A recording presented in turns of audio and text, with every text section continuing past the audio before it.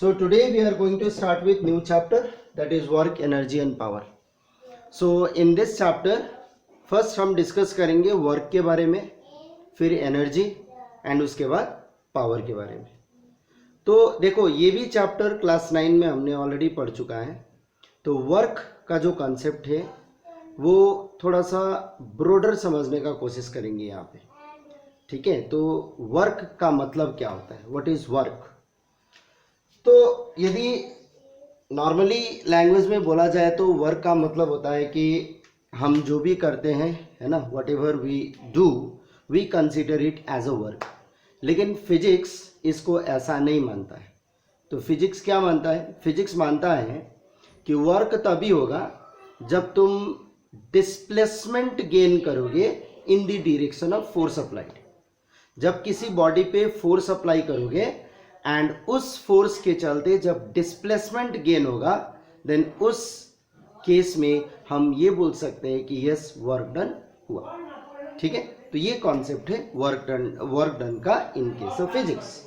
तो ऐसा बहुत सारी एग्जांपल से बहुत सारे कंफ्यूजन्स भी क्रिएट होगा, जहाँ पे जो हम नॉर्मल अंडरस्टैंडिंग ऑफ वर्क जो सोचते हैं एंड फिजिक्स के डेफिनेशन के हिसाब से जो वर्क सोचते हैं उसमें थोड़ा सा डिफरेंस आएगा, कंफ्यूजन होगा.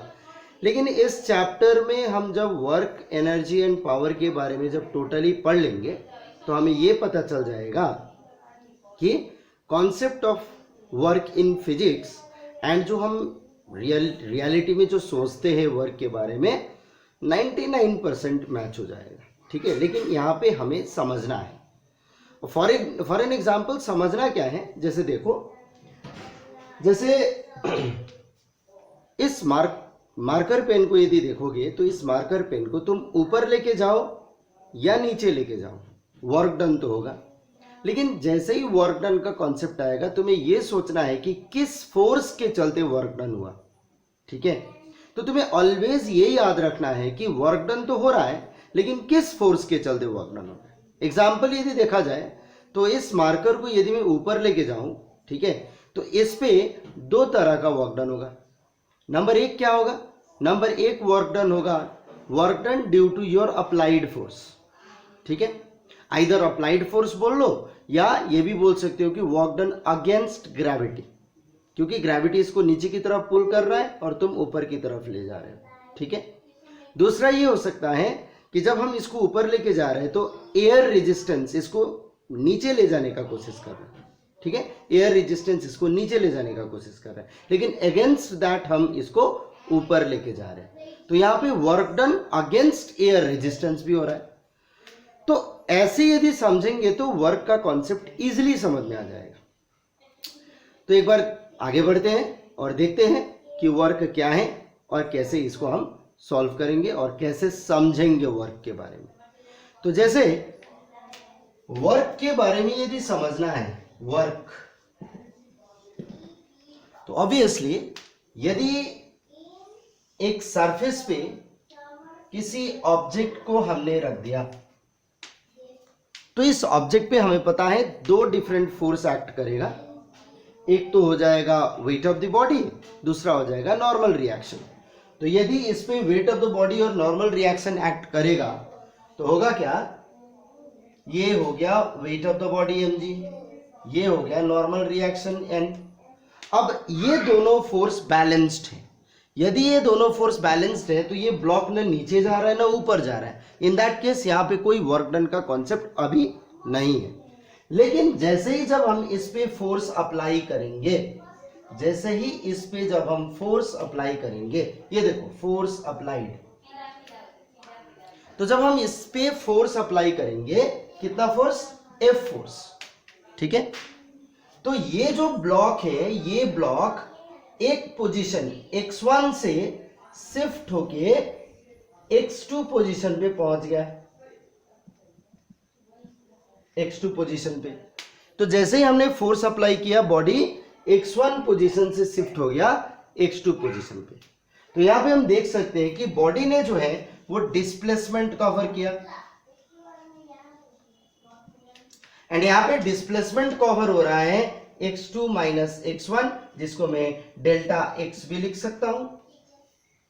राइट, अब इतना डिस्प्लेसमेंट यदि बॉडी पे होता है किसके चलते, इस फोर्स के चलते, तो हम डिफाइन करते हैं work done dw is equals to force into delta x, that is force into displacement. So यहाँ पे क्लियरली हम बोल सकते हैं कि जो वर्क डन है, वर्क डन होता है फोर्स गुना डिस्प्लेसमेंट। लेकिन जैसे ही हम वर्क डन को फोर्स इनटू डिस्प्लेसमेंट का कॉन्सेप्ट देते हैं, एक कंफ्यूजन क्रिएट हो जाता है। कंफ्यूजन क्या क्रिएट होता है, कंफ्यूजन क्रिएट होता है ये वाला, देखो यदि हम फोर्स ऐसे अप्लाई नहीं करते हैं और यदि फोर्स हम ऐसे अप्लाई करते हैं, देखो F, तो एज पर न्यूटन्स लॉ जिस डायरेक्शन में अप्लाई करोगे फोर्स को, उसी डायरेक्शन में बॉडी का मूवमेंट होना चाहिए। अब डायग्राम में मैंने बता दिया है किस डायरेक्शन में हमने फोर्स अप्लाई किया। देखो फोर्स इस डायरेक्शन में मैंने अप्लाई किया, तो बॉडी को इसी डायरेक्शन में जाना चाहिए, लेकिन बॉडी तो उस डायरेक्शन में जाता नहीं है, बॉडी हॉरिजॉन्टली स्लाइड होता है। तो जब बॉडी हॉरिजॉन्टली स्लाइड होता है तो हम ये सोचेंगे कि पक्का फोर्स जो है वो फोर्स का लाइन ऑफ एक्शन ये है, लेकिन इस लाइन ऑफ एक्शन पे बॉडी का मूवमेंट नहीं हो रहा है। तो बॉडी किस लाइन ऑफ एक्शन पे जा रहा है, इधर वाले पे। तो यदि बॉडी इधर पे जा रहा है का मतलब बॉडी पे एक ऐसा फोर्स लग रहा है जो बॉडी को डिस्प्लेस कर रहा है हॉरिजॉन्टली। तो यहाँ पे हमें ये सोचना पड़ेगा कि ये जो फोर्स है, टोटल फोर्स इस बॉडी पे न लग के कुछ फोर्स लग रहा है जिससे बॉडी डिस्प्लेस हो रहा है और कुछ फोर्स वेस्ट हो रहा है। और उसको समझने के लिए हम फोर्स को यहाँ पे रिजॉल्व कर देते हैं ऐसे। और जब फोर्स को हम रिजॉल्व करेंगे तो देखो ये हॉरिजॉन्टल डायरेक्शन है, ये वर्टिकल डायरेक्शन है। तो यदि मैंने फोर्स अप्लाई किया है बॉडी पे, यदि मैंने फोर्स अप्लाई किया है बॉडी पे at an angle of theta with respect to horizontal, तो ये भी एंगल कितना हो जाएगा, थीटा। तो इन दैट केस मैंने पहले भी बताया था, इन दैट केस ये बन जाएगा एफ कॉस थीटा, ये बन जाएगा एफ साइन थीटा। अब एफ साइन थीटा जो है, ये एफ साइन थीटा mg के डायरेक्शन में एक्ट कर रहा है। That means downward force, total downward force F sine theta plus mg हो गया, जो टोटली बैलेंस हो जाता है किस चीज से, नॉर्मल रिएक्शन से। जब ये टोटली बैलेंस हो जाता है नॉर्मल रिएक्शन से, तो एफ साइन थीटा और normal reaction including mg totally cancel out हो जाता है। तो ऊपर नीचे कहीं पे भी मूवमेंट नहीं होता है क्योंकि बॉडी इक्विलिब्रियम पे चला जाता है। और यहाँ पे जो है बॉडी यहां से यहां पे जो डिस्प्लेस हुआ, वो डिस्प्लेसमेंट करवाने वाला फोर्स है एफ कॉस थीटा। तो यहां पे डिस्प्लेसमेंट वही रहेगा, लेकिन फोर्स के जगह में मुझे क्या लिखना पड़ेगा, एफ कॉस थीटा इस केस में इनटू डिस्प्लेसमेंट, राइट। और यहां पे वर्क डन को हम लिख सकते हैं F into displacement into cos theta. यदि मैं डेल्टा एक्स को एस ले लूं, S as the displacement, because मैं डेल्टा का कॉन्सेप्ट नहीं डालना चाहता हूं, एंड डेल्टा डब्ल्यू को भी सिंपली डब्ल्यू लिख दूं, तो यहां पे मुझे मिल जाएगा एफ एस कॉस थीटा। अब हमने ऑलरेडी वेक्टर्स के बारे में पढ़ लिया है। जब वेक्टर्स के बारे में पढ़ लिया है तो हमें देखना पड़ेगा कि वर्क डन क्या कोई डायरेक्शन है। तो हम जब देखते हैं तो work done does not have direction, it has only magnitude, ठीक है। At the same time work done का एडिशन नॉर्मल एल्जेब्रिक मेथड से हो जाता है, राइट। वर्क डन का एडिशन एल्जेब्रिक मेथड से हो जाता है, लेकिन वेक्टर का एडिशन एल्जेब्रिक मेथड से होता नहीं है। तो इसीलिए वर्क डन को हमें क्या मानना पड़ेगा, स्केलर क्वांटिटी। तो यदि हम वर्क डन को स्केलर क्वांटिटी मानेंगे तो यहाँ पे फोर्स वेक्टर है, डिस्प्लेसमेंट वेक्टर है, तो वेक्टर इंटू कॉस थीटा मिल रहा है। तो इसको यदि हम वेक्टर फॉर्म में लिखें तो क्या मैं वर्क डन को एफ डॉट एस लिख सकता हूं। जब मैं एफ डॉट एस लिखूंगा तो ये जो है dot product of two vector हो जाता है, और जब ये dot product of two vector हो जाएगा तो ऑब्वियसली वर्क डन जो है, क्योंकि dot product of two vector always gives you scalar, तो यहाँ पे वर्क डन स्केलर क्वांटिटी यहाँ पे हो जाता है, ठीक है। लेकिन फोर्स वेक्टर था अभी भी वेक्टर है, डिस्प्लेसमेंट वेक्टर था अभी भी वेक्टर है, लेकिन वर्क डन क्या हो गया, स्केलर क्वांटिटी हो गया। तो ऐसे हम फिजिक्स में वर्क डन को डिफाइन करते हैं। सो नाउ अब वर्क डन का डेफिनेशन हमने देख लिया, वर्क डन क्या है ना। तो वर्क डन को हम एफ एस कॉस थीटा भी बोल सकते हैं और सिंपली एफ एस भी बोल सकते हैं, लेकिन एफ एस तब बोलेंगे जब फोर्स जो है वो हॉरिजॉन्टल टू डिस्प्लेसमेंट हो, मतलब डिस्प्लेसमेंट के डायरेक्शन में यदि फोर्स लग रहा है तो वर्क डन ऑलवेज मैक्सिमम होगा। ये चीज हम एक बार डिस्कस कर लेते हैं और डिस्कशन होगा nature of work done.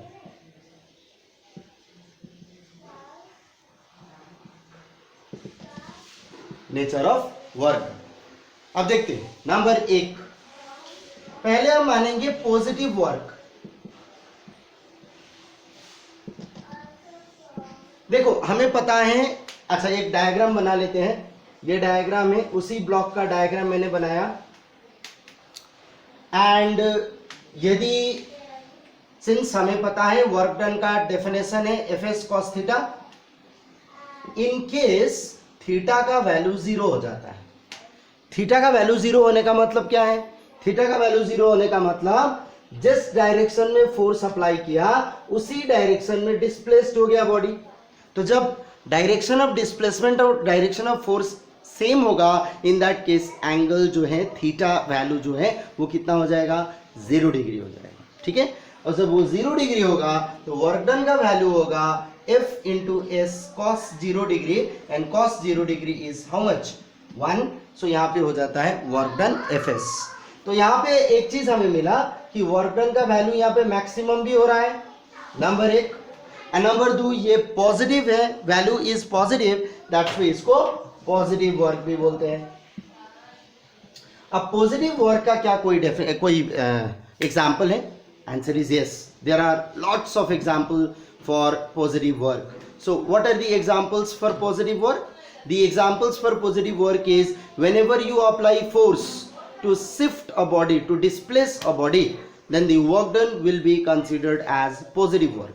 Like for example, I am lifting this marker upwards.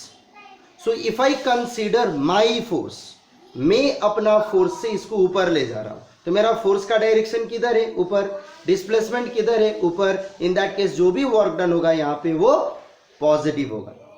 ठीक है, क्योंकि मैंने अपना फोर्स को कंसीडर किया। मैं एक व्हीकल चला रहा हूं, गाड़ी चला रहा हूं, तो मैं फोर्स यदि हॉरिजॉन्टल अप्लाई कर रहा हूं और गाड़ी भी आगे ही बढ़ रहा है, that is the direction of force के अनुसार यदि कार गाड़ी जो भी है वो आगे बढ़ रहा है, इन दैट केस उस केस में भी हम वर्क डन को पॉजिटिव मानेंगे। तो ये कुछ एग्जांपल्स हैं फॉर पॉजिटिव वर्क डन। ठीक है, तो बहुत सारे एग्जांपल है। Horse is pulling a cart, example of positive work done, है ना। I am moving, example of positive work done, but you need to consider here which force is under consideration, because same example में other type of work भी हो जाता है। ठीक है, वो हम समझेंगे, अभी यहाँ पे समझेंगे। ठीक है, सो देखो, सो ये पॉजिटिव वर्क डन हो गया। अब सेकेंड टाइप ऑफ वर्क एक बार डिस्कस करेंगे, and second type of work जो है वो negative work done, negative work.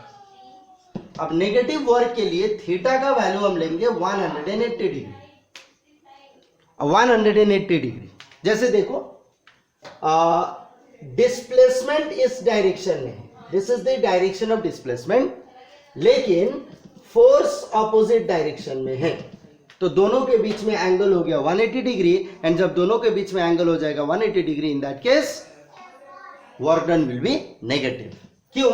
क्योंकि वर्क डन का डेफिनेशन है F S cos theta, theta 180 degree, तो वर्क डन हो जाएगा एफ एस कॉस 180 डिग्री, और यहाँ पे कॉस 180 डिग्री का वैल्यू नेगेटिव, तो यहाँ पे वर्क डन बन जाएगा माइनस एफ एस।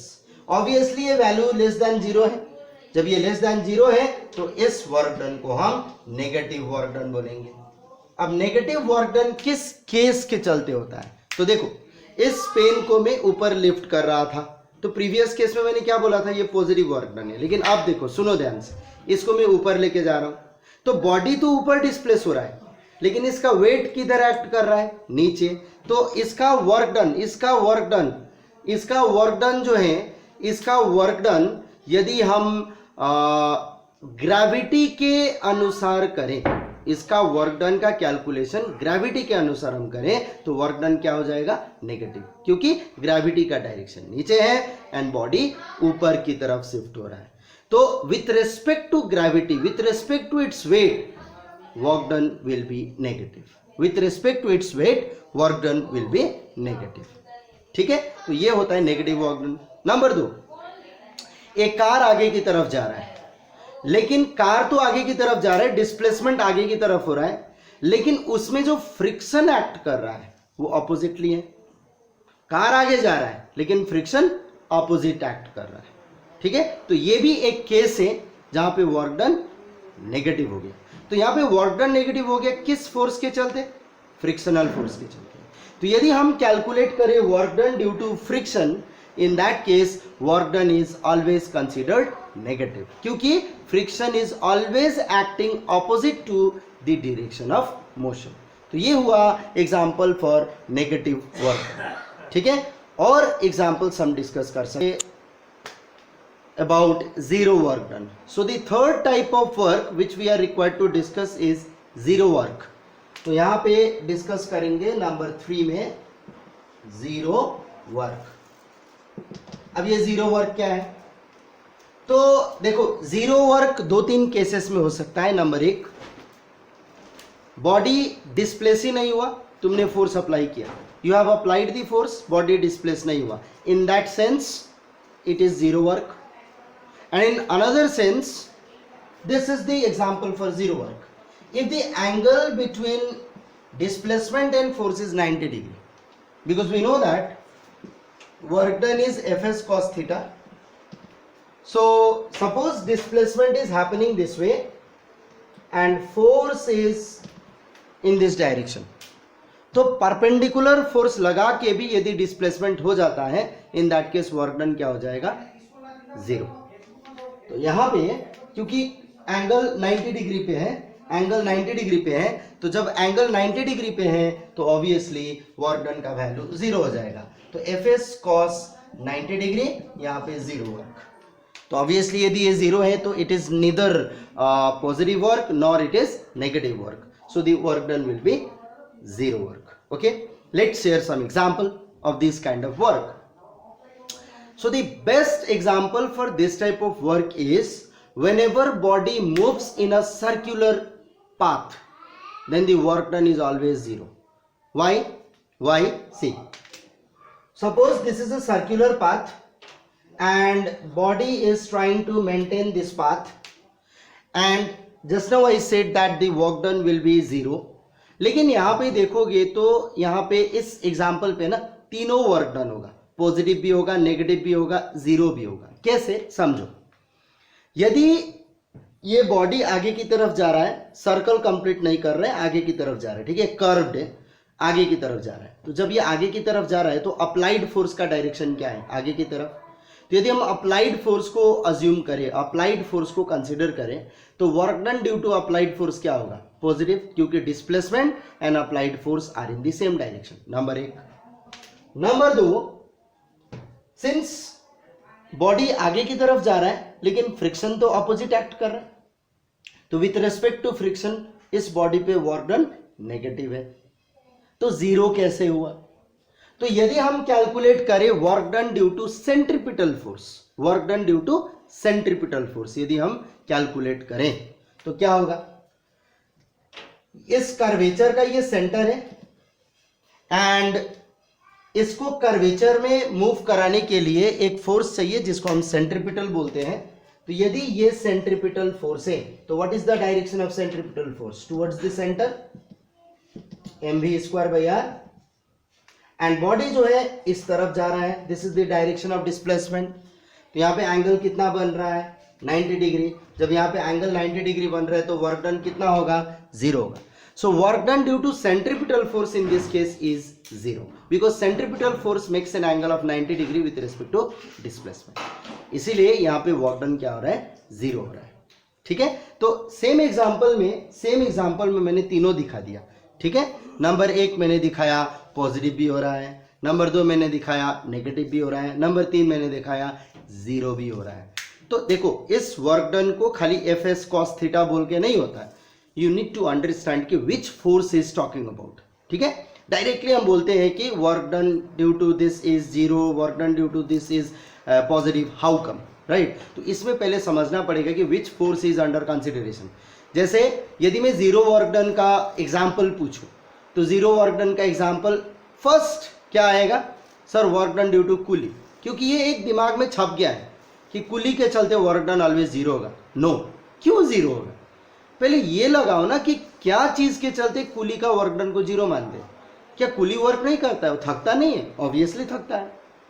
यहाँ पे फिजिक्स को थोड़ा सा मिक्स करके हम ये सोचते हैं कि ना वर्क डन तो यहाँ पे नहीं होना चाहिए था, ये जीरो हो गया, कुली का नाम सुनते ही work done zero. That's I think हम लोग उसको पैसा भी नहीं देना चाहते हैं, राइट। तो ऐसा नहीं होता, राइट। वर्क डन जीरो क्यों हो रहा है, इस चीज को ध्यान से समझो। सो देखो, मान लो ये कुली है, कुली ने एक लोड लिया हुआ है सर पे।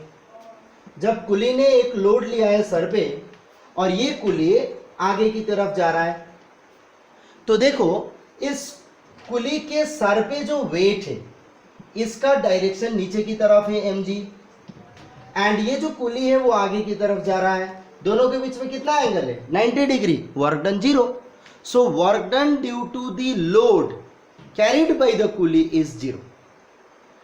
लेकिन कुली का मोशन किस तरफ है, इस तरफ है, तो कुली ने मूव करने के लिए फोर्स किस तरफ अप्लाई किया, आगे की तरफ। डिस्प्लेसमेंट किस तरफ हुआ, आगे की तरफ, तो वर्क डन कैसे जीरो हुआ, वर्क डन तो पॉजिटिव है ना।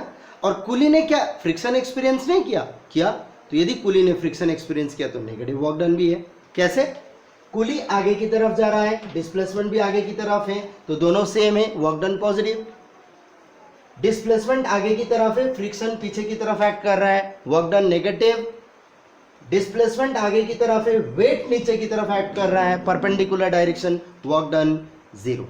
सो work done on the coolie तीनों हो रहा है, जीरो भी हो रहा है, पॉजिटिव भी हो रहा है, नेगेटिव भी हो रहा है। तो कब जीरो लोगे, जीरो तब लोगे जब हम लोड का वर्क डन कैलकुलेट करेंगे on coolie, number 1। Number 2, positive कब लोगे, जब force applied by the coolie, okay, and displacement consider करेंगे तो वो सेम डायरेक्शन पे आएंगे तो पॉजिटिव होगा।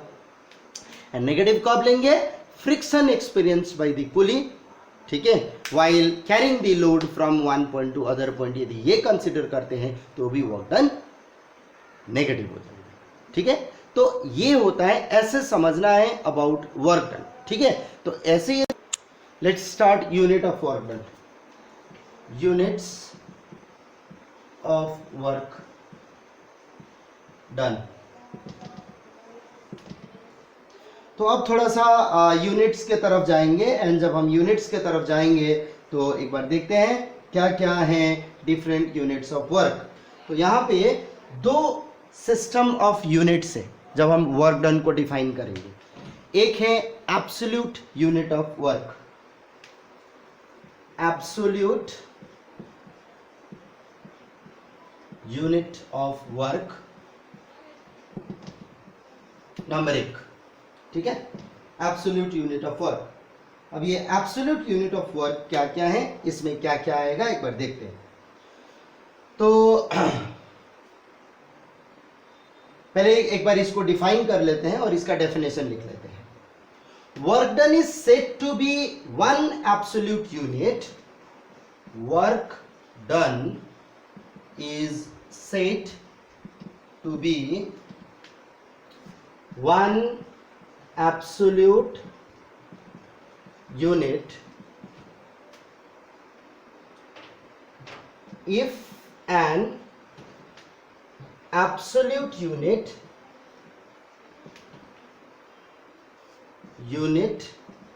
of force displaces a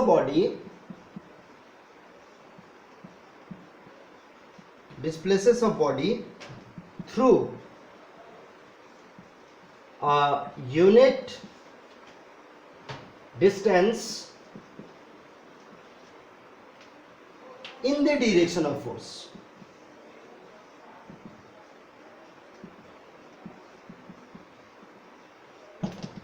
तो देखो, वर्क डन को हम एब्सोल्यूट यूनिट तब बोल सकते हैं जब absolute unit of force body को यूनिट डिस्प्लेसमेंट में मूव कराए, देन हम वर्क डन को वन एब्सोल्यूट यूनिट बोल सकते हैं। वर्क डन का यूनिट को वन एब्सोल्यूट यूनिट बोल सकते हैं। इसके अंडर भी दो टाइप के यूनिट्स हैं। नंबर ए, जूल, इसको एसआई यूनिट भी बोलते हैं, है ना, एसआई यूनिट भी बोलते हैं। अब जूल को हम कैसे डिफाइन करेंगे? तो हम जूल को डिफाइन करेंगे as 1 joule of work is said to be done when a force of 1 Newton displaces a body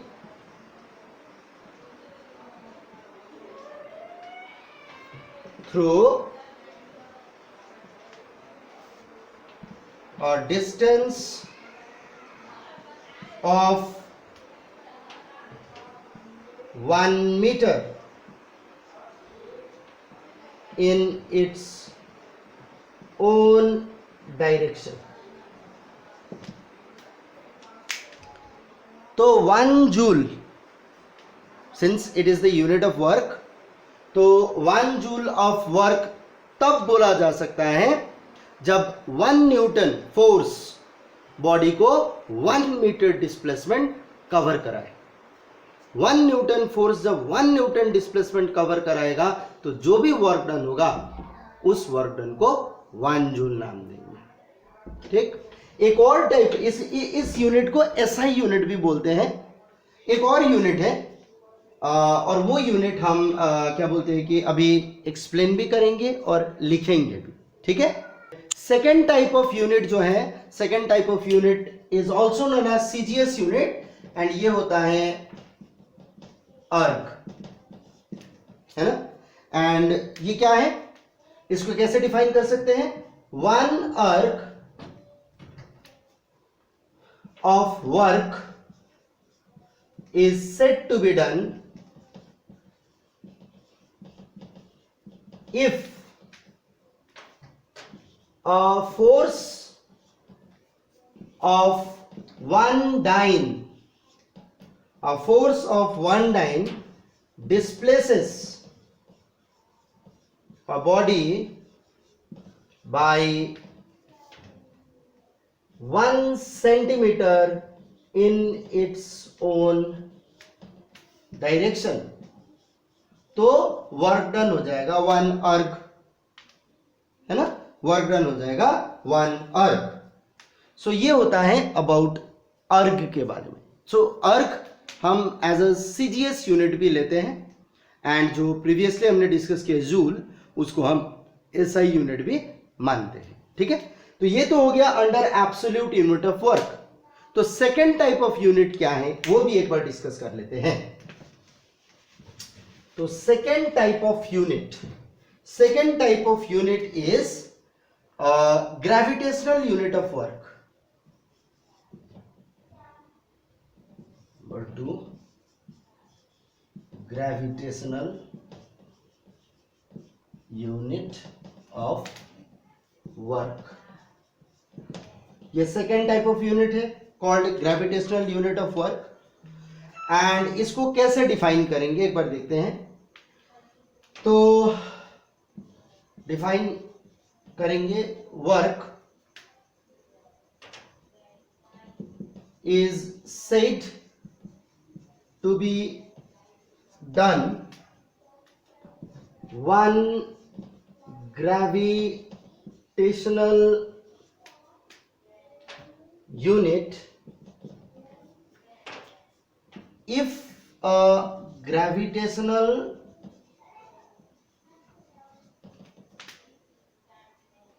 unit of force displaces a body through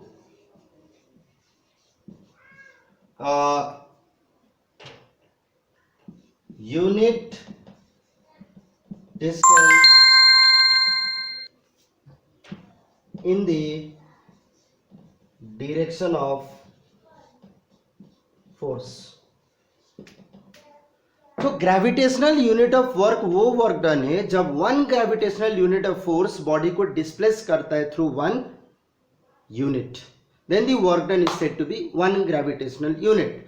अब ग्रेविटेशनल यूनिट भी हम दो केसेस में डिस्कस करेंगे. एक केस में हम मानेंगे समथिंग कॉल्ड किलोग्राम मीटर. तो किलोग्राम मीटर भी एक ग्रेविटेशनल यूनिट ही है. किलोग्राम एसआई यूनिट में हम यूज करते हैं एंड मीटर भी एसआई सिस्टम में यूज करते हैं. तो ये भी एक एसआई सिस्टम के अंडर आता है. जो भी यूनिट आता है, just we are naming it differently, right, just we are naming it differently. तो यहाँ पे इसको भी हम डिफाइन करेंगे and we will write its definition. 1 kilogram work हम मान सकते हैं तब जब 1 किलोग्राम फोर्स बॉडी को 1 मीटर डिस्प्लेस करे, तो उस वर्क डन को हम 1 किलोग्राम मीटर वर्क बोलेंगे. अब ये तो हो गया इसका फर्स्ट टाइप जो अंडर एसआई आ रहा है. तो इसका सेकेंड टाइप क्या है? तो इसका सेकेंड टाइप हो जाएगा ग्राम सेंटीमीटर वर्क, राइट, ग्राम सेंटीमीटर वर्क. और इसको भी सेम वे से डिफाइन करेंगे. तो उसको भी एक बार डिफाइन कर लेते हैं, लिख लेते हैं इसका डिफिनेशन. तो यहां पे ग्राम सेंटीमीटर वर्क उसको बोला जाएगा जब 1 ग्राम फोर्स बॉडी को डिस्प्लेस करे by 1 centimetre, then that work done will be 1 gram centimetre work. So ये दोनों यूनिट हम पढ़ लिए. लेकिन बेसिकली यहाँ पे हम जो भी पढ़ रहे हैं ना, बेसिकली ये दो टाइप के सिस्टम तो पढ़ लिए, लेकिन प्रैक्टिकल लाइफ में प्रैक्टिकली हम यहाँ पे एसआई सिस्टम यूटिलाइज करेंगे. एंड एसआई सिस्टम में जूल है, कभी कभी हम सीजीएस यूज कर सकते हैं जो अर्ग हो जाएगा. सो अर्ग और जूल सबसे ज़्यादा यूटिलाइजेशन होता है एंड उसी से हम जो भी अपना प्रॉब्लम्स वगैरह हैं वो डिस्कस करते हैं. ठीक है.